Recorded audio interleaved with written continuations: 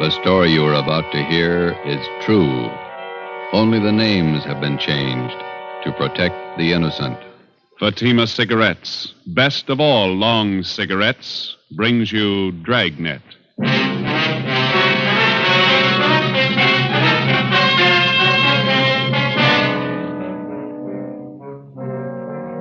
You're a detective sergeant.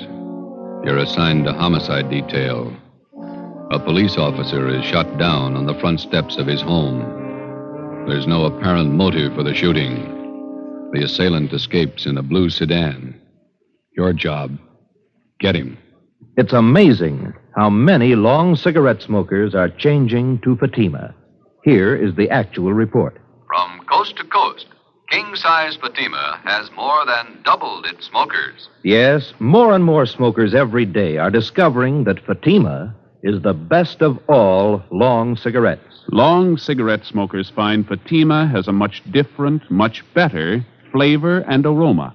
Long cigarette smokers find that Fatima is extra mild because it's the long cigarette which contains the finest Turkish and domestic tobaccos superbly blended to make it extra mild. So enjoy extra mild Fatima, best of all long cigarettes. It's wise to smoke extra mild Fatima.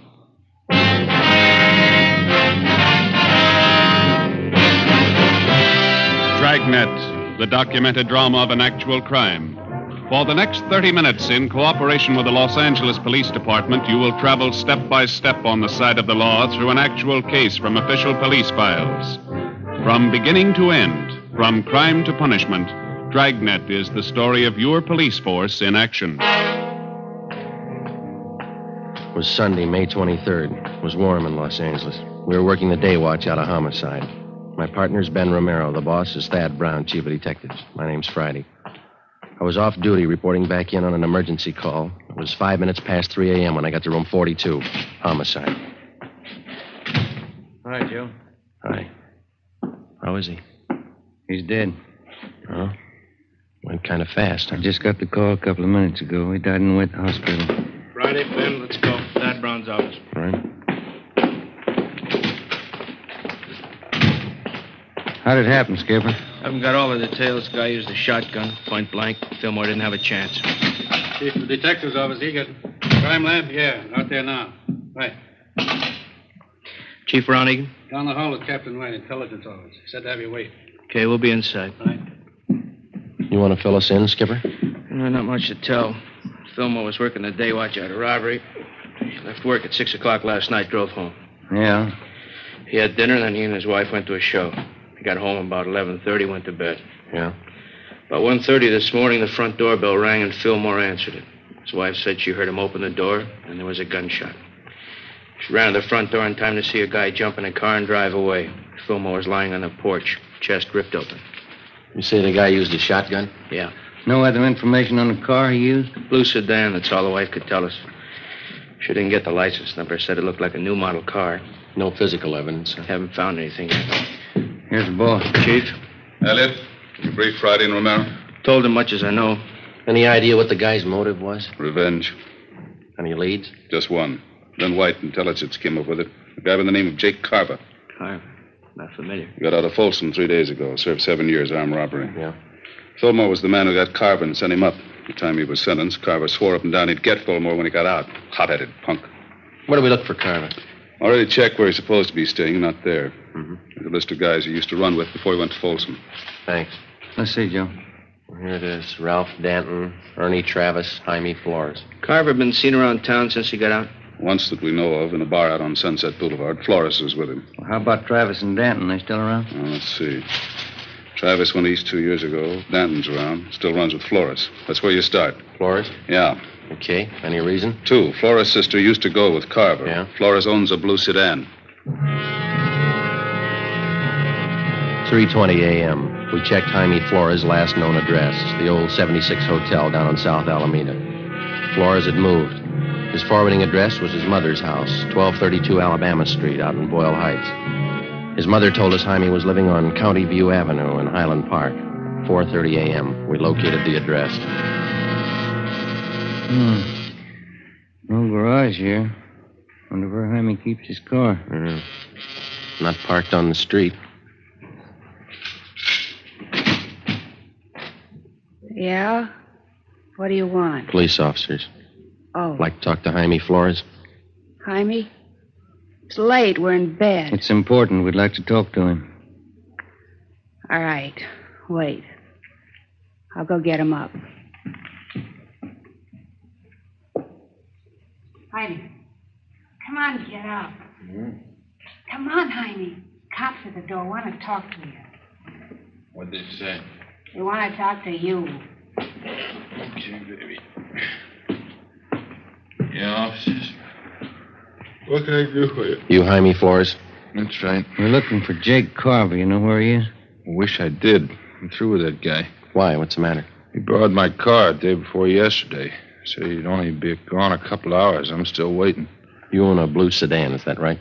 Yeah, 48 Chevy. Why'd he crack it up? Couldn't tell you. Do you have any idea where we can look for Carver? If I did, I'd be looking myself. Do you know if Carver's got a gun? Why, had Punk pull a job? Does he have a gun? In the trunk of the car. I use it on hunting trips. What kind? Shotgun. 4:45 a.m. We got out a broadcast and an APB on Jake Carver, containing a complete description of the car and its license number. Roadblocks were set up on all main roads leading out of the city, and police details at the airports, bus depots, and the railroad terminals were alerted. All of the people whom Carver was known to have run with before he was sent to Folsom Penitentiary were rounded up and brought in for questioning. While Captain Elliott from Homicide supervised the interrogation, Ben went across the street to check with the coroner at the morgue. I contacted Lee Jones at the crime lab. 6 a.m., we met in Chief of Detectives Thad Brown's office. Crime lab find anything? Single footprint, that's all. Jones found it in one of the flower beds in front of Fillmore's home. Does it tie in? Size 10. That's Carver's size. A little help. Is there any indication Carver might still be in the city? No, there was a good 3 hours between the time Fillmore was shot and the roadblocks went up. What about Carver's pals? Did they help any? Well, Flores is the only one who admits seeing him since he got out. What about Flores' sister, Dorothy? She lives out in Long Beach, and Cenas and Burton are bringing her in now. That guy, Flores, did you question him again, Elliot? Yeah. You satisfied with everything he told you that he knows? That's right. He doesn't seem to be too close to Carver. No record of any correspondence with him while he was in Folsom. How about the coroner's report now? Shotgun, close range, hit him hard. Well, there's mugshots of Carver. Are they out? Photocopy's still working on it. Turning out 2,000. Excuse me. Brown speaking. Albert. Right. They got Dorothy Flores in the interrogation room. You want to talk to her, Elliot? Ben, you and Joe talk to her. Tell Cenas and Burton to check in here. I got another angle I want them to start on. Right, let's go, Joe.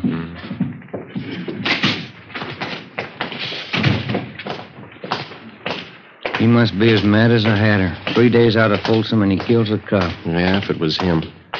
You got any other ideas? We need more than a footprint. We got to find the gun, and we got to prove that he used it. Hi. You two going to take over? Yeah, Lloyd. You and Gil check in at the chief's office. The captain wants to see you. Okay. You want the policewoman to stand by? It's fine. Let's go, Gil. See you guys later. All right. Come on. You're Dorothy Flores? Yeah. You know why you're here?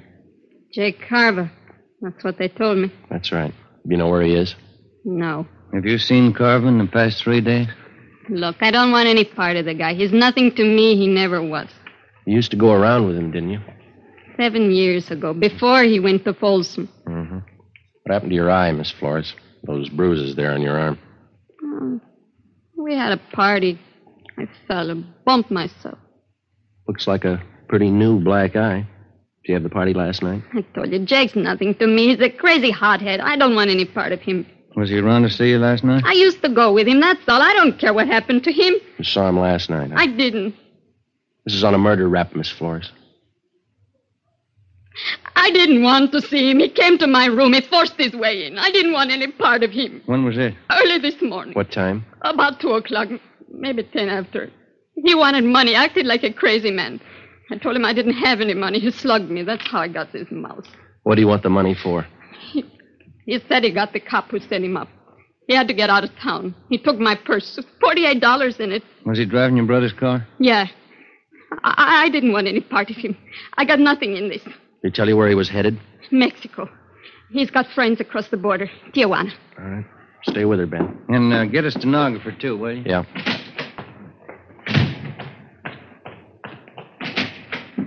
Righty. The Flores girl, Skipper. Carver saw her this morning, admitted shooting Fillmore. She says he's headed south for Tijuana. Maybe he stopped off on the way. How do you mean? The drugstore in San Pedro just held up. Owner was shot and killed. Yeah? The guy was driving a blue sedan. An immediate alert was teletyped to the coastal town south of Los Angeles in the vicinity of San Pedro. The San Diego police were alerted, as were the Mexican authorities in Tijuana and other designated points of entry along the California-Mexico border. 7:50 a.m. Ben and I, together with Lloyd Barton and Al Shambra of Homicide, drove down to San Pedro and checked in with Lieutenant Maxwell at San Pedro Homicide. What kind of a gun did the guy use, Lieutenant? I checked the body. Looks like it could have been a .45. No chance it might have been a shotgun? No, not that kind of a wound. Who saw the guy make his getaway? My wife did. We live right across the street from the drugstore. Wife heard the shooting, ran to the window. She says it was a blue sedan. She didn't see the license plate? No. I got a look at the car before it disappeared. It looked like a Chevy to me. There's been no sign of it since the roadblocks went up? Not yet. It's pretty hard to understand. How do you mean? Take a look at the map here. Here's Palos Verdes and Clifton to the west. Roadblocks there. Yeah, uh-huh. Here's the roadblock to the north, just this side of Harbor City. Another one northeast, near Wilmington. Yeah? This one here, outside of Long Beach. Had 4 roads to pick from. They're all blocked off, huh? No turnoffs, no detours. All the roads are under patrol. You think he got south beyond Long Beach before the roadblocks went up? Not a chance. Yeah, it's hard to figure. He could be hiding out somewhere along the way. Excuse me, man. This is Lieutenant Maxwell. Where? Okay, be right there. Anything? I found the car off the Coast Highway, blue Chevy sedan. How about Carver? Bloodstains in the front seat. That's all they found.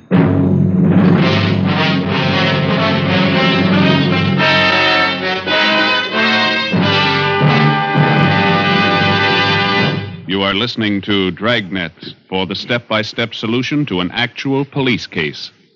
Here, step by step, are the reasons why Fatima has more than doubled its smokers from coast to coast. Step 1. The name Fatima has always stood for the best in cigarette quality. Step 2. Long cigarette smokers discover Fatima has a much different, much better flavor and aroma. Step 3. Long cigarette smokers find Fatima extra mild.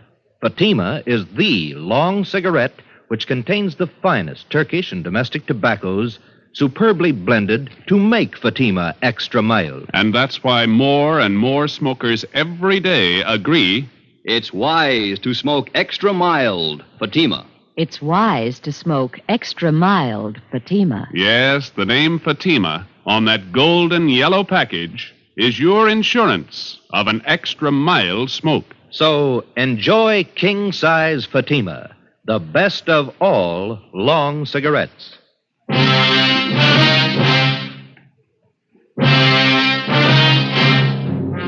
8:45 a.m. We found the blue Chevrolet sedan. It was lying overturned in a ditch just off a dead-end road on the edge of a grove of eucalyptus trees. Oil was still dripping from the crankcase. There were bloodstains on the upholstery in the front seat. In the glove compartment, we found 2 empty shotgun shells. Ben marked them with his initials for evidence and wrapped them in a handkerchief. The fingerprint men were called. We fanned out and started a search of the general area. See if we can't pick up a trail in this eucalyptus grove here. Sure has got me beat. What's that? The car all smashed up back there, blood all over. The guy must have been hurt. How'd he get this far away from the car? What makes you think he did get far? Either that or he's hiding right under our nose. No sign of a trail through here? No, there's nothing. There's a clearing up ahead. Come on, let's cut through this brush here. Ben, come here. Yeah. Take a look.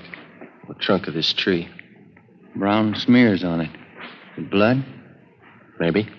Look, higher up on the trunk there's the same thing. Wait a minute. Up in the tree. Can you see anything up there? No, the branches are pretty thick. Trees go pretty high up. Good 60 feet up there. Come here, Joe. Yeah? Follow my hand. Oh, no, just over to the left where I'm pointing. Oh, yeah. Cover, Ben. You all right, Joe? Yeah. Can you see him? Yeah, up near the top. Right. Wait. Stay off, Burton. Don't come in the clearing. He's up in one of the trees.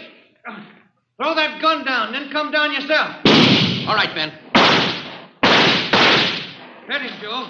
Keep going.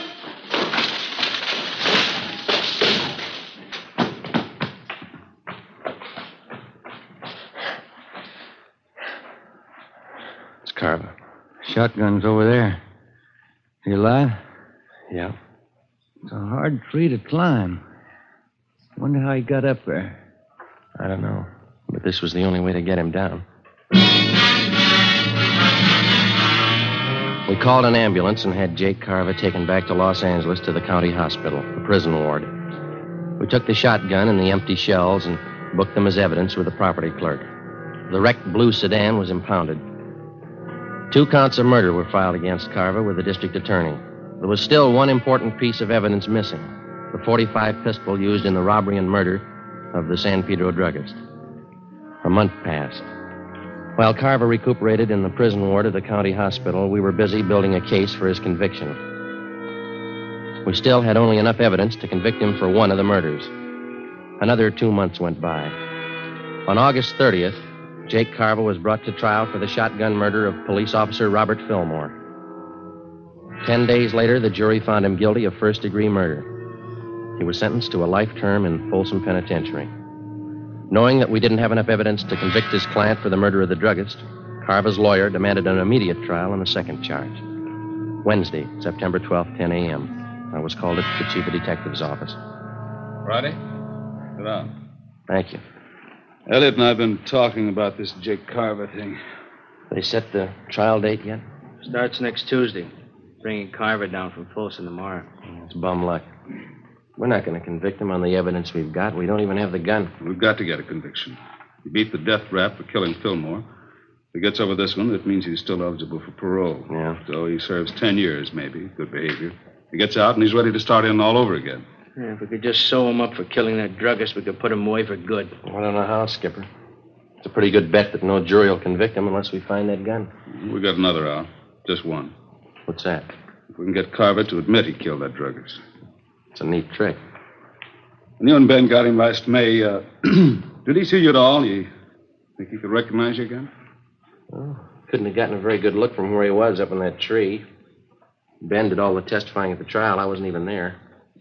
No, he wouldn't know me. Why? When they bring Carver down from Folsom tomorrow, they'll put him in county jail while he's waiting trial. Yeah. Chief figures if we could plant you in the same cell with him, there's a chance he might talk, if you play it right. No, I don't know. He's no beginner. Neither are you. Give Carver enough of the right bait at the right time, there's a chance he'll put his foot in it. Maybe. All right, will you set it up with the county jail? Yeah, and remember, he's a killer. Don't take any chances. Suppose he gets wise. Well, then we'll know you tried. The following day at 2 p.m., I was booked at Central Jail as Joe Ramos, a robbery suspect. Ramos was the actual name of an Eastern thief whom we knew was not acquainted with Jake Carver. After being mugged and fingerprinted, transportation officers took me to the 12th floor of the Hall of Justice where I was booked into the county jail. After that, I was taken down to a cell block on the 10th floor known as the High Power Tank, where prisoners charged with major crimes are held. During the day, the individual cells are left open and the prisoners are allowed to visit with one another. I was taken back and shown the cell I was assigned to. Jake Carver was already there. He was playing two-handed poker with another inmate on the lower bunk. Here you are, Ramos. This cell here. You can take the top bunk. All right. How many cards you want? Make it 2, Jake. Hey, move, will you? I want to get in my bunk. Come on, make your bet. Says 2 cigarettes. You're 2, bunk you 6. I said I'd like to get in my bunk. Go on, Sam, play the game. Okay, we'll see you. Maybe you didn't hear me, Sam. I said I want to get in my bunk. I heard you, Mac. I don't like shoving around like this. All right, now, sit down. What's your complaint? Didn't they tell you when you came through the door? They bury you in the hole for beefing in here. Then as long as I'm in here with you, let's get it straight right now. Don't bother me. And while you're at it, keep your rum-dum pals out of here, you understand? I don't think I do. You'll be around quite a while, smart guy. I won't forget this. Oh, yeah. Shout time. Come on, here it is. What are you doing down there, Dobbin? Nothing. I always sit on the floor. Get back to your cell. Ciao.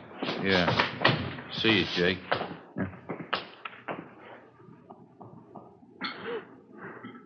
What's this junk they feed you? Boiled beef, boiled potatoes. It's a habit with them here. Junk. Can you buy from the outside? Candy. Sometimes pie. Guy comes around in the morning. Who are you? Joe Ramos. Ramos, huh? Chicago? I've been there. So have I. I'm Jake Carver. Hiya. All right. What are you up for? Talk to my lawyer. You got a smart mouth. You got a big one. You take care of your own worries, huh? I'll take care of mine. I ain't got any worries. I got it made. Hey, you want that piece of bread? I don't want any of it. Take it. Tell the truth, I never had it so good. No witnesses, no evidence. You can't touch me. Sure. That's why you're in here. 3 days passed. By playing the part of the tough gunman from Chicago, I succeeded in getting close to Carver. Because of the close confinement, I was with him almost constantly, but he still refused to confide. In a roundabout way, I pressed him as much as I could for the answer without making him suspicious. No results. 8:55 p.m. Sunday, 2 days before the trial opened. Sam, Jake Carver, and I were playing blackjack in the aisle just outside our cell. All right, Sam, hit me. There you are. Okay, I'm good. Ramos? I'll stand. 18. Pay 19. That's all for me. Me too. I'm going to hit the sack. Yeah, just when I start to collect. Always crying. Hey, Ramos, seems to me I remember you. Haven't I seen you around City Hall? Sure, I live there. All right, it's time. Lock up. No, seems to me I remember. Ramos? What's he talking about? I don't know. I got a headache. It's killing me. Yeah? Well, let me crack your neck. It'll help it. No, it's no good. You got any of them brown pills? Come on, I'll crack your neck. Loosen up those nerves. Always helps me. Yeah? Yeah, here, let me show you. Come on, turn around. Take it easy. Just relax. Let yourself go. Yeah. I'll get my hands around the back of your neck. Come on, relax. Well, this won't hurt you. All right. You got to be careful with this, though. You could break a guy's neck, you know. Take it easy, huh? What's the matter? Come on, relax. All right. Let me get a better grip on your neck. Take it easy, huh? All right, now. Yeah. All there is to it. How's that? Well, that's not bad. Feels a little better. That works okay. Sure. Hey, I noticed you had a visitor today. One of the boys from the East? No. A friend of mine out here. He just got in town. The coppers are trying to pin a killing on him. No? Who is he? Max Wesley. A good man. Tried to say he pulled a job down in San Pedro. Pedro, huh? What kind of job? Stick up. Drugstore a couple months ago. Yeah? That's what they got me on, you know? It's funny. I think I'll get some shut-eye. What about this job they're trying to hang on him? He tell you?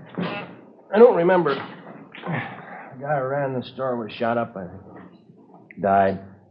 Max wasn't even in town when it happened. Happened in May? Last May? I don't know. I'll see you in the morning. Yeah. Hard bed. They didn't have nothing on Max, huh? They let him go. Oh, not yet. He's out on bail. No, I mean, no evidence on him. No gun, huh? Yeah, he got a gun. I think that's what Max said. Where'd they find it, he say? I don't know where they found it. Go to sleep, will you? He mentioned anything else about Pedro, like San Pedro Hills? Yeah. Maybe that's where they found it. I think Max said that. No. That couldn't be. All right. Understand that. Hey, Ramos, it wasn't the Harbor drugstore, was it? What's eating you anyway? Will you go to sleep? Look, Ramos, I gotta know. It's important. What are you talking about? I gotta get some sleep. Will you listen a minute? I ditched the gun down there in the San Pedro Hills. All right, what are you worrying about? They don't send you up for hiding guns? Listen, I'm hot on that job. They got me on one murder rap. If they tag me in another one, it's for keeps. What do you want me to do? Talk to the governor? Are you sure this guy Max said that they found a gun? Now, look, Carver. Max said they found a gun in the San Pedro Hills. Now, you get on down in your bunk and let's talk about it in the morning, huh? What kind? Did he say what kind? I don't know. I don't remember. Was it a 45? Something like that, yeah, 45. I guess that was it. Now, listen. Got that jailer barking down here. Quiet down in there. All right. You go to sleep now? It's not the same one. They couldn't have found it. They haven't talked to me. Ramos. When did they find the gun? Did Max tell you that? When did they find the gun? When? I don't know. He didn't say where? San Pedro Hills. Ramos, I gotta know. Wasn't by a covert, was it? On the hill road? I don't know. I'll ask Max the next time I see him. Is that where you ditched yours? They couldn't have found it. Nobody could have. It was this covert, see, back on the road. Yeah. There was a piece of cement broken off the bottom edge of the covert, kind of a hollowed-out space inside. I pushed the dirt all around it. You gotta ask Max. Ask him where they found that gun. Yeah, I'll see him Wednesday. I'll ask him. You gotta find out. They could put me away for good. What are you worrying about? They haven't paired you up yet with the gun they found? Yeah. Yeah, that's right. Maybe they didn't figure it. Maybe they forgot. Maybe. Yeah. Cops are dumb. They forget. That's what everybody says, isn't it? Yeah, that's what everybody says.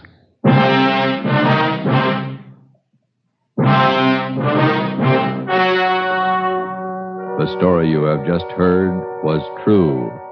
Only the names were changed to protect the innocent. On September 18th, trial was held in Superior Court, Department 91, City and County of Los Angeles, State of California. In a moment, the results of that trial. It's amazing how many long cigarette smokers are changing to Fatima. Here is the actual report.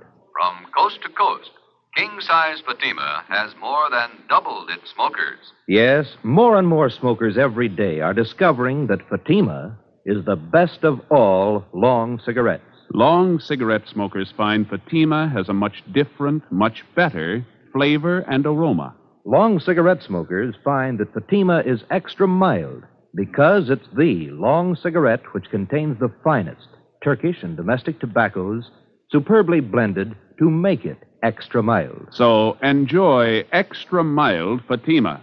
Best of all long cigarettes. It's wise to smoke extra mild Fatima. It's wise to smoke extra mild Fatima.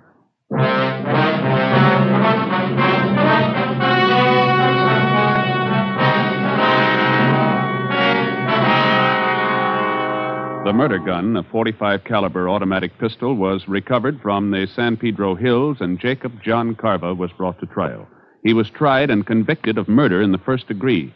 The jury again refused to recommend the death penalty.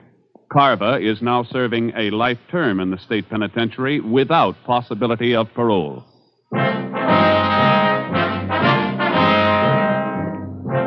You have just heard Dragnet, authentic cases from official files.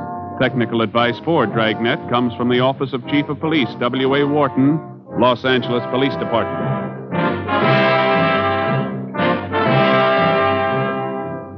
Dragnet wishes to thank the editors of Radio Best magazine for their considerate appraisal of this program. For those of you who may be interested, a novelized version of Dragnet appears in the April issue of Radio Best. Fatima Cigarette, the best of all long cigarettes, has brought you Dragnet from Los Angeles.